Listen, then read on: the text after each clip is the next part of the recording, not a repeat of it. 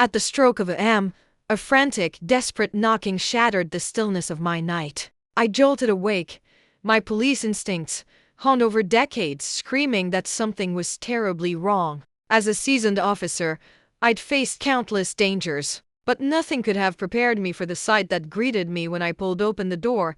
My precious daughter, Sarah, crumpled on my porch, her face a canvas of brutal bruises, her lips split and bleeding. "Mom," she choked out, her voice barely a whisper.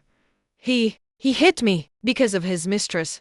My world tilted. My heart, usually a steady drum, began to pound with a terrifying rhythm of rage and sorrow. I held her, her body limp and trembling like a wounded bird. Without a word, I guided her inside, then moved with a chilling calm. I stripped off my nightclothes and with deliberate precision, donned my police uniform. Each button, each buckle, felt like an oath. I loaded my service weapon, the cold metal a stark contrast to the burning inferno in my soul. Then, I picked up the phone and dialed my lawyer. "James," I said, my voice steady despite the tempest within, "activate the plan. Now, if you're hearing this, it's a story of a mother's fight, a battle for justice against unimaginable betrayal. Give this video a like, subscribe to Grandmaster Moments, and tell me in the comments, where are you listening to my daughter's story from? I need to know how far her truth can reach." I had just settled onto the sofa, my eyes heavy after a grueling shift. Life as a cop wasn't always high-stakes drama, but that day had been a whirlwind of a bar brawl and endless reports. All I craved was deep, uninterrupted sleep. The usual cacophony of the city barking dogs, distant motorcycles was trying to lull me, but then came that frantic knocking. My heart leaped into my throat. "Who is it?" I called, my voice betraying a tremor I rarely showed. No answer, just softer, more desperate taps, and then a fragile, choked whisper. "Mom, please, open up, Sarah, my Sarah." I flung open the door, my heart hammering against my ribs. She didn't just walk in, she collapsed into my arms, a fragile heap of pain. Her body felt unnervingly light, devoid of strength. "Sarah, my darling, what happened?" The yellow glow of the porch light revealed a horrifying tableau. Her lip gashed, a grotesque purple bloom around her left eye, barely open. She clutched her stomach, a desperate attempt to shield an unseen wound. "My husband, he hit me because of his mistress," she sobbed, the words staring at my soul. My blood ran cold, then boiled with an icy fury. My daughter, the girl I cherished above all else, was broken before me. I helped her to the sofa, then rushed for a damp cloth and the first aid kit. "Stay still, sweetie. Let me see," I urged, feigning a calm I didn't feel. Gently, I cleaned the blood from her lip, but it flowed relentlessly, each drop a fresh cut on my own heart. The wound was deep, more than skin deep. It spoke of a profound internal devastation. Her hands still clutched her abdomen. I carefully pulled them away, lifted her blouse, and gasped. A grotesque tapestry of black and purple covered her stomach, testifying to vicious, repeated blows. It felt as if I, too, had been struck. "Sarah, who did this to you?" "It was Robert, wasn't it?" My voice shook with a mixture of grief and pure, unadulterated rage. She didn't answer, only wept, her sobs echoing through the quiet house. Without a second thought, I grabbed my phone and dialed Dr. Figueroa at the emergency room. "Get ready, doctor. I'm bringing my daughter in." My car was in the shop, so I called a taxi. As we waited, I covered Sarah with a blanket. Her phone, discarded on the table, pulsed with notifications. 7 missed calls from Robert. Then, a message flashed across the lock screen. "Open your mouth if you want to lose everything." My head swam with a surge of hot anger. I reached for the phone, wanting to see more, to unravel the extent of his cruelty. But Sarah, despite her weakness, snatched it away, her eyes wide with panic. "Mom, don't look. It's nothing." Her fear was palpable, as if merely touching the phone would unleash chaos. I didn't press her, just squeezed her hand, trying to reassure her. "I'm here, honey. Nothing will happen to you." But a cold certainty settled within me. This had already gone too far. The taxi arrived, and I helped Sarah in, supporting her fragile body. On the way, her head rested on my shoulder, a constant refrain of "Forgive me, Mom. I didn't want to bother you, but I couldn't take it anymore."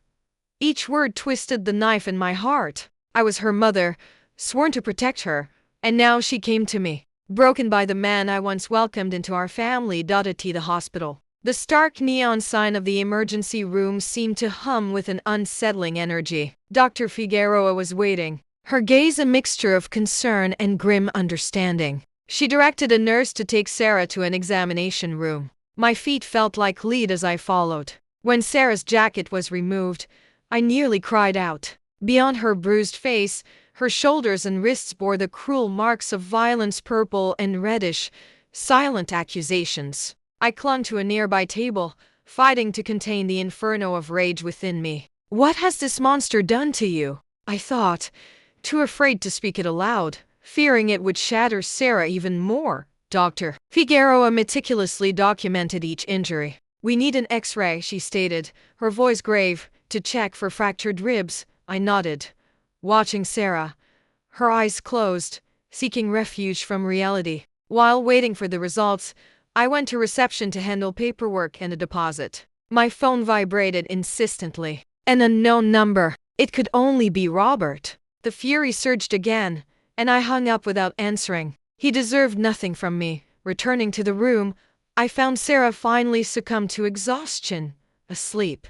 I pulled the blanket higher, my hand still trembling. Looking at her, I saw flashes of the cheerful little girl who used to chase me in the yard, shouting, "Mom, look at me." That vibrant smile was gone, replaced by fear and wounds. I sat by her bed, my heart in pieces. I had failed to protect her, but a fierce flame ignited within me. Never again. Once Sarah was stable and had an four, I took her home. I made her warm milk, placed it by her bed, and quietly closed the door. Dawn was breaking. On the porch I saw our neighbor, Miss Camila, sweeping her yard. She hurried over, her voice hushed with concern. "Elizabeth, what happened last night?" I heard knocking and crying. I briefly explained Robert's brutality, how he had thrown Sarah out. Miss Camila clenched her jaw, her eyes flashing. "How dare he?" she fumed. "That man has no shame." I nodded, finding a silent ally. Then, I remembered her security camera. "Miss Camila, did your camera capture anything last night?" She immediately showed me the footage. Sarah, desperate at my door, her faint cries piercing the night. The sight reignited my pain, but I knew this was crucial evidence. I thanked her profusely, and she squeezed my hand. "Don't forget to get justice for that girl. I know you can do it." I went to my bedroom, opened the closet, and gazed at my police uniform. Each piece, from the crisp blue shirt to the gun holster, seemed to call to me. I dressed slowly, each button a renewed commitment. I was not just Sarah's mother. I was an officer, and I would wield every tool at my disposal to protect her. I called James Ellison, our family lawyer. His voice was thick with sleep. "James, initiate the plan. Now." He paused. "Elizabeth, are you certain?" "Completely," I affirmed, without a flicker of doubt. "Get ready." I hung up and retrieved my digital camera. Back by Sarah's bed, I carefully photographed every injury. The split lip, the bruised eye, the grotesque mark on her stomach. Each flash seemed to capture not just physical wounds, but the deep lacerations on her soul. Afterwards, I sat at the dining table, spreading out my papers and Miss Camila's USB drive. I copied everything to my laptop, watching the screen glow with the cold, hard facts. There was no turning back. I had entered a war, not just for Sarah, but for the justice I had sworn to uphold. By the time I finished backing up the video, it was a.m. Sarah was still asleep, her face swollen, her lips dry. I quietly made chicken soup, the comforting aroma filling the kitchen. I gently woke her. "Mom," she murmured, surprised to see me in uniform. "I'm not hungry." I sat beside her, my voice as gentle as I could make it. "To be strong, to move forward, you must eat."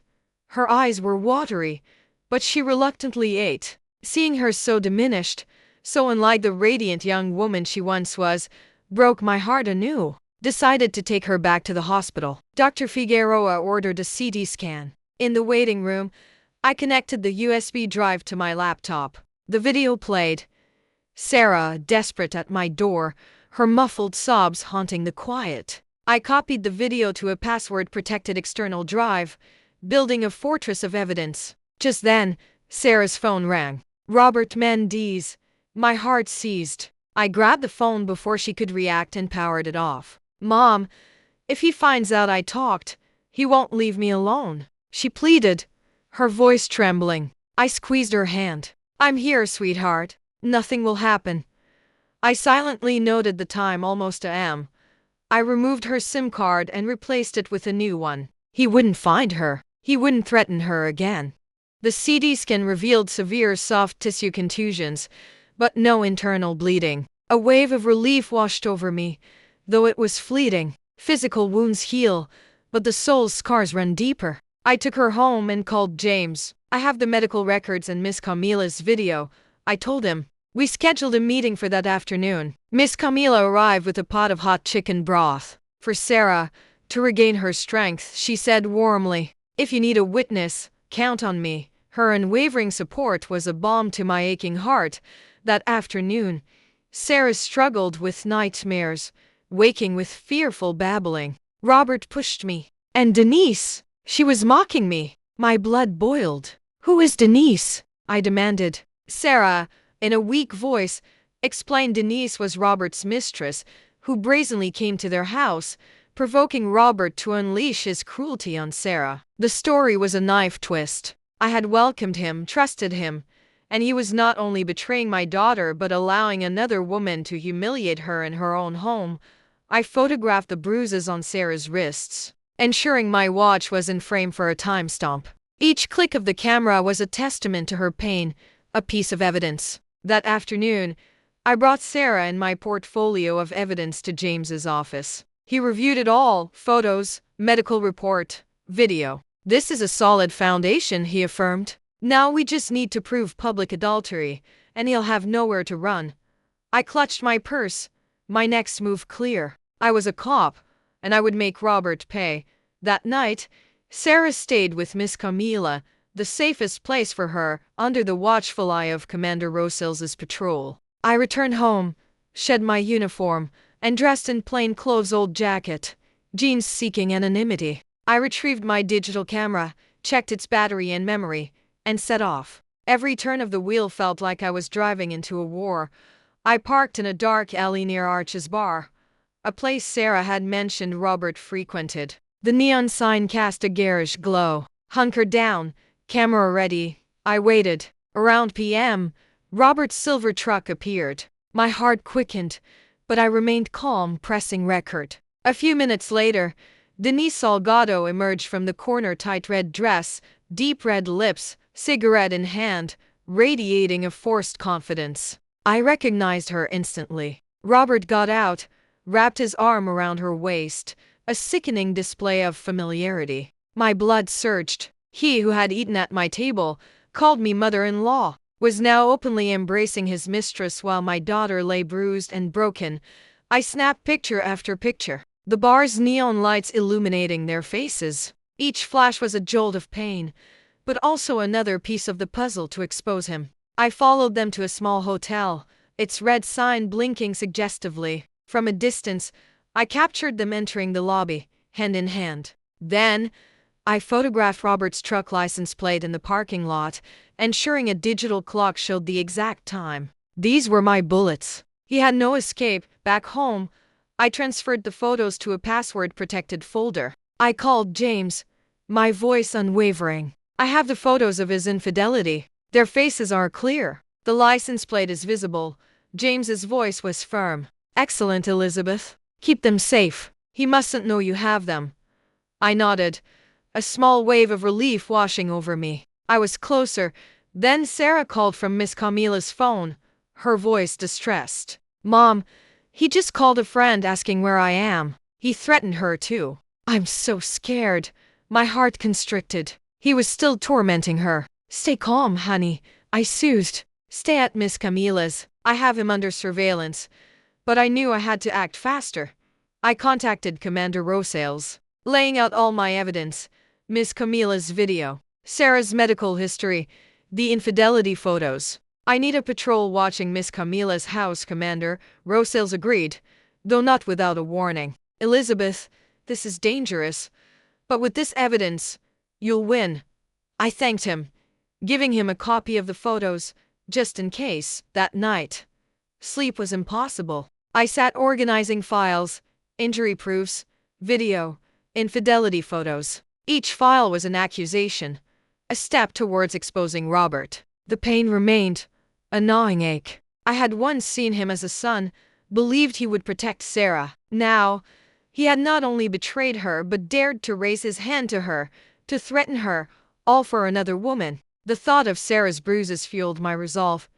The next morning, I took Sarah to Anaskoroga, a psychologist James had recommended. Sarah needed help healing from the trauma. In the waiting room, my heart ached watching her walk into the office, shoulders slumped. I, a strong mother, a tough cop, had failed to protect her from this man. My phone vibrated. Romero Alcázar, head of the Public Property Registry, a contact from past cases. His voice was rushed, grim. Mrs. Arriaga, it's not wise to talk on the phone, but I saw your name and your daughter's on a land transfer file. It's strange. You should come by. I frowned. Sarah and I hadn't signed any such papers. A terrible premonition spurred me to action. I told Ennis I'd be back for Sarah. At the registry.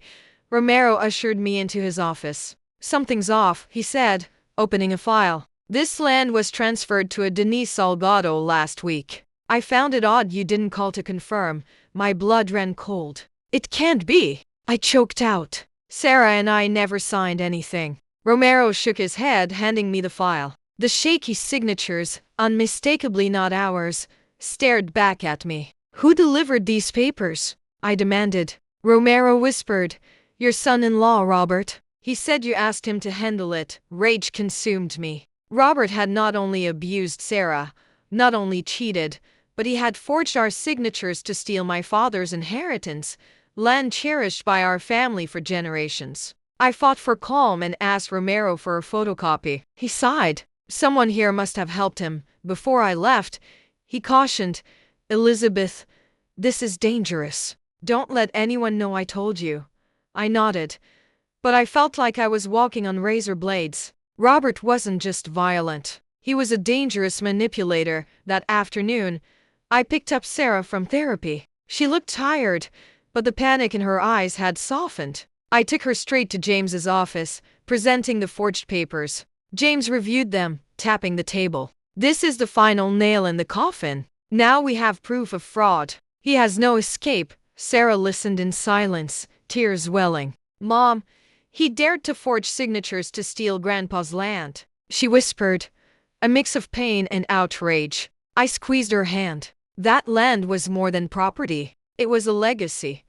A memory of my father's sweat and love, trampled by Robert's greed. That night, I met with Commander Rosales, giving him a copy of the fake papers. He nodded. Your evidence is solid. He won't get away.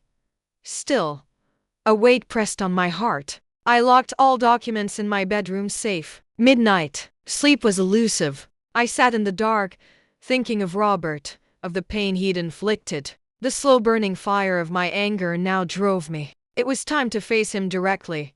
Saturday morning, I left Sarah at Miss Camilla's, reassured by Rosales's patrol car outside. Dressed in civilian clothes, I concealed my file photos, video, medical report, forged papers in my bag. I drove to Robert's pawn shop, his kingdom of petty power. The smell of oil and smoke hit me as I entered. Two of his henchmen gave me mocking glances. Look, the mother-in-law arrived, one sneered. I ignored them, marching to Robert's office where he sat, stacks of dollars piled on his desk. He looked up, a fake smile plastered on his face. What's up, police mother-in-law? So bored you visit your son-in-law? His sarcasm was thick, but I ignored it. I placed the file on his desk. Each page was an indictment. Sarah's bruised face, Miss Camila's video with my daughter's cries, the hospital report, the forged land papers. Robert's face flickered, but he quickly masked it with a contemptuous smile. And these little papers? My lawyers are better than yours. I met his gaze, my voice cold. I didn't come to argue. If you want to see who's right, we'll meet in court. He sprang up, his pride wounded. Who's going to dare touch me? Who's going to stand against me in this town? I will, I declared, unflinching. Don't think everyone fears you. His two henchmen approached, but I flashed my badge. They froze, their bravado evaporating. Robert turned crimson, slammed the table. Your daughter is a weakling. She deserved to be disciplined. And don't think that badge will always save you. My blood boiled. Discipline? My Sarah deserved discipline? The memory of her bruised face, her desperate flight, ignited a primal scream within me. I wanted to tear into him, but I held back. I simply collected my file, turned to leave. At the door, I paused, looking back. Just so you're clear, the rules of the game have changed. It's not you who's disciplining anyone. It's the law that's going to discipline you. If you walk out that door, he bellowed, you stop being my mother-in-law. Don't complain if I get nasty. I met his furious gaze, utterly devoid of fear. Well, consider that from now on, you are no longer my daughter's husband. I stepped out onto the dusty street, the wind biting at me. I got in my car and immediately called James. It's time to file the lawsuit. His voice was calm but cautious. All right, get ready. He'll counterattack with everything he's got.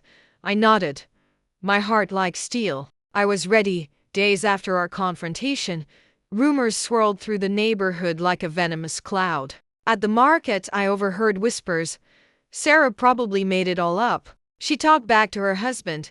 In the cafe, an old man muttered, Elizabeth's using her badge to screw over her son-in-law. Each word was a dagger. These people, my neighbors, who had watched Sarah grow, now so readily believed Robert.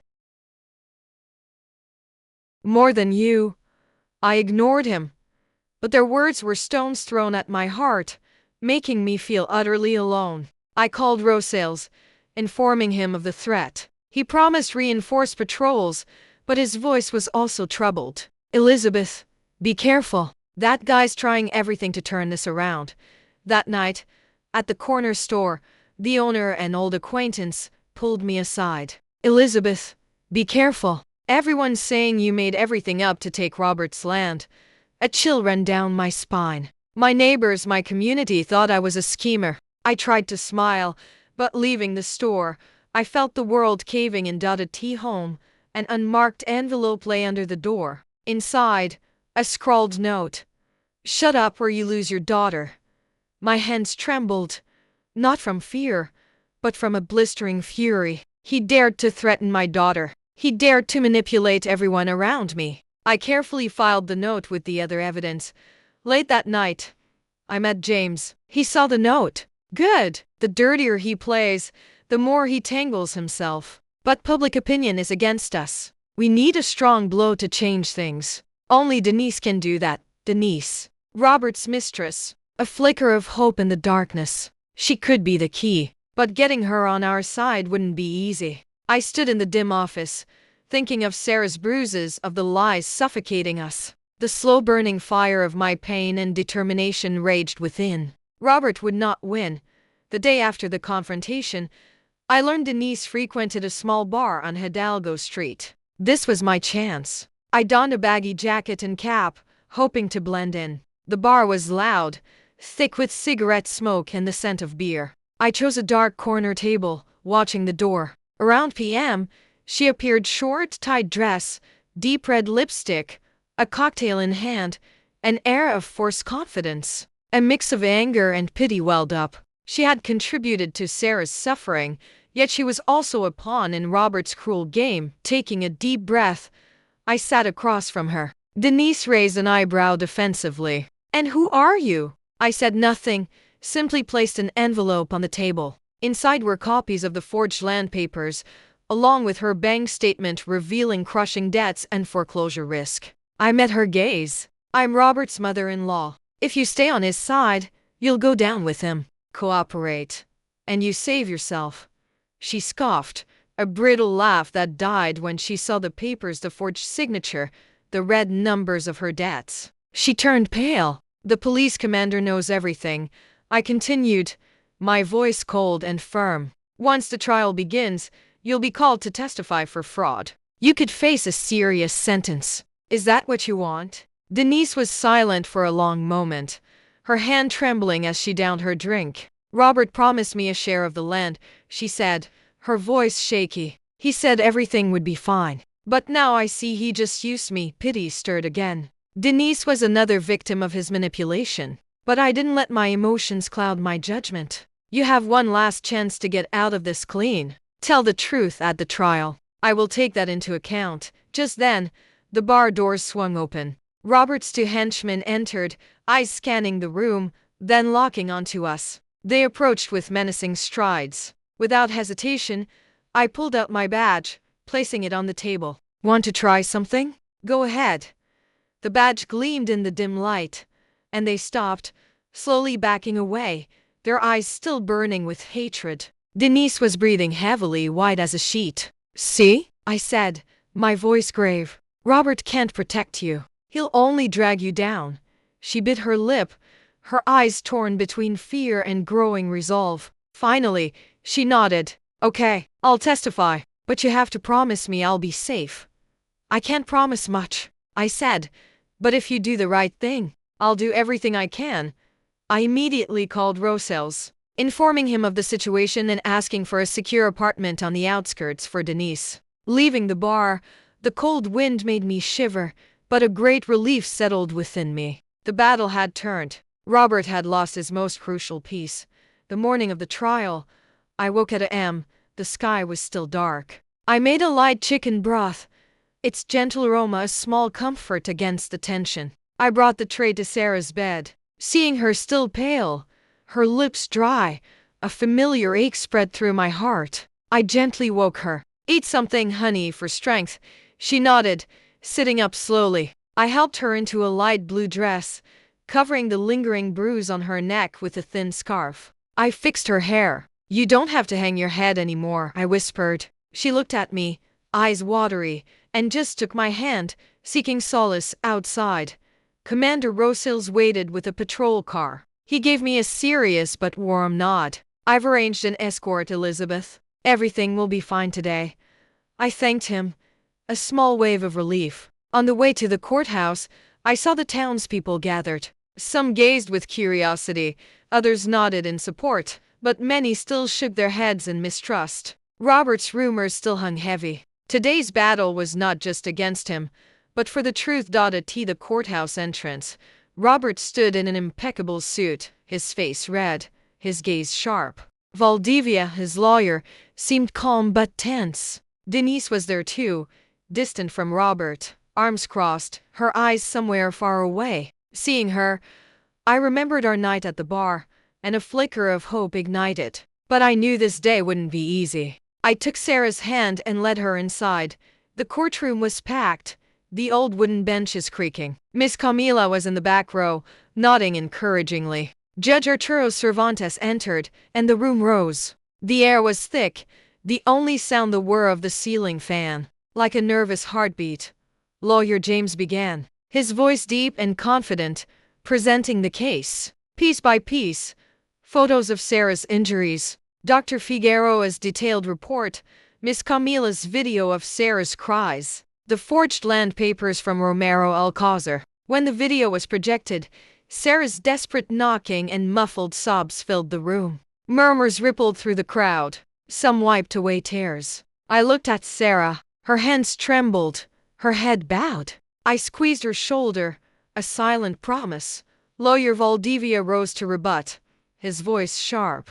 Sarah invented everything to extort my client. Elizabeth Arriaga abused her authority as a police officer to coerce and slander. The words pierced me. I wanted to scream, to refute his lies, but James motioned for me to stay calm. He then displayed Robert's threatening messages on the big screen. Shut up if you don't want to be replaced. The room fell silent. Sarah bowed her head, her hands trembling violently. I knew she was reliving the terror. I squeezed her shoulder, pouring my strength into her. Then Denise took the stand, trembling, her gaze hesitant. "Robert promised me a share of the land," she said, her voice shaky but clear. "He pressured me to accept the transfer papers, saying everything was arranged, but the truth is he forged his wife's signature to steal the land from her." Robert leaped up, shouting, "You betrayed me." Guards forced him back into his seat as Judge Cervantes sternly demanded order. Denise bowed her head but continued, each word a hammer blow against Robert's lies. A small measure of relief, though the pain lingered. Denise had been part of Sarah's suffering, but now she chose the truth. When it was my turn, I swore before the court. I looked directly at the people, my voice firm. "I am a police officer, but today, I am here as a mother. I will not allow anyone, not even my son-in-law, to destroy my daughter and mock the law." I pointed at Robert, without a trace of fear. "That man is not a husband. He is not a father. He's just an abuser and a liar." Murmurs erupted. Those who had believed Robert looked confused. Miss Camila nodded, her gaze telling me I had done the right thing. Finally, Judge Cervantes stood to read the verdict. His voice was grave and clear. I didn't hear every word, but I knew. A protection order for Sarah. All of Robert's assets frozen, the fraudulent land transfer nullified, and the case sent to the district attorney for investigation into usury and domestic violence. A roar of murmurs filled the room. Robert slumped, his face pale, defeated. Valdivia silently wiped sweat from his glasses.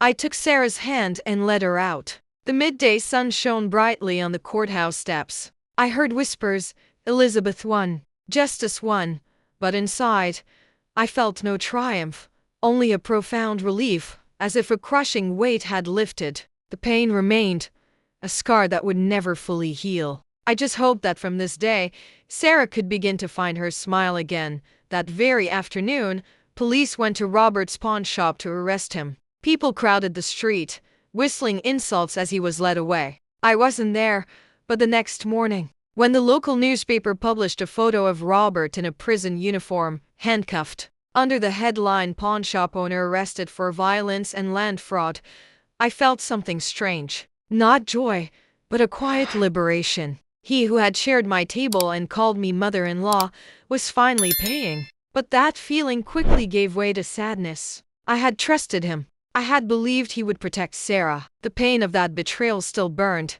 Denise vanished from town. Rumor had it she went to Monterey to start fresh. I didn't blame her. She had contributed to Sarah's pain, but in the end, she had chosen the truth. Robert's 2 henchmen were also arrested for witness tampering. The neighborhood felt calmer, the hateful glares replaced by cautious normalcy. But the wounds Robert had inflicted on Sarah and me would not disappear so easily.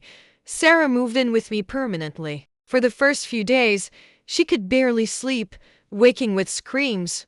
"Mom, he's coming." I would sit by her side, holding her hand, whispering, "It's okay, honey. You're safe now." In those moments, I saw flashes of myself years ago, my own silenced pain reflected in her eyes. I took her to Anna's Quiroga every week. Anna's listened patiently, helping Sarah confront her nightmares. Step by step, after a few weeks, a shift began. Sarah no longer covered her face in public, no longer hung her head. One afternoon, I found her in the kitchen, making enchiladas, singing softly as she folded tortillas. The gentle melody brought tears to my eyes. It had been so long since I'd heard my daughter sing. It was as if the sun had finally returned to our home. The town, too, began to change. Neighbors who had doubted, who had believed Robert's lies, now greeted me. Some even apologized, regret in their voices. "Mrs. Elizabeth, we didn't know the truth." I nodded without resentment. Robert's lies had been convincing. Not everyone had the courage to stand against him. Miss Camila visited with sweet bread, hugging Sarah tightly. "You turned out stronger than your mother in her day," she said, making us both laugh. Their kindness warmed my heart, a reminder that goodness still existed. I continued my work at the station. Every patrol, every case of violence, reinforced my determination to help other women break their silence. Once, I found a young girl crying outside the station, her eyes red, clutching her purse. I sat beside her. "You're not alone," I said softly. "My mother lived it. My daughter lived it. And I too stayed silent once. But today, I know that silence only feeds the monster." The girl looked at me, tears still streaming, but with a new glint in her eyes. I couldn't erase her pain, but I could show her someone was willing to listen. A few months later, Sarah felt strong enough to go back to work, finding a job at an accounting office. That night, she came home late, a radiant smile on her face. "Mom, I got the job." I hugged her with all my strength, and we both cried tears of joy, of liberation. Seeing her smile, like the sun she once was, brought back memories of that little girl running in the yard, shouting, "Mom, look at me." Her heart still bore scars, but she was learning to move forward, to rediscover herself. That night, I sat on the porch, the cool wind blowing around me. I remembered Sarah collapsing at my door, her bruised face, her trembling voice. I remembered the months of struggle, the sleepless nights, the moments I thought I would break under the weight of lies and mistrust. But then I saw Sarah's smile today, and I thought, justice is sometimes slow, but when it comes, it can give you back your breath, your laughter, and even your future. My coffee was cold now, but a deep peace settled in my heart, a peace I hadn't felt in a long time. Sarah had found her way back, and I, though bearing the scars of the past, had found a new reason to fight, not just for my daughter, but for all women who need someone to stand up for them. This story, though fictionalized, echoes real events. Names and places have been changed to protect identities. We don't share it to judge, but in the hope that someone will listen and pause to consider how many mothers suffer in silence within their own homes. I'm genuinely curious. If you were in my shoes, what would you do? Would you choose silence to keep the peace, or would you dare to face it all to reclaim your voice? I want to know your thoughts, because every story is a candle that can light someone else's path. God always blesses, and I firmly believe that courage leads us to better days. Meanwhile, on the end screen, I've linked two of Grandma's true moments' most beloved stories. I assure you, they will surprise you. Thank you for staying until the end.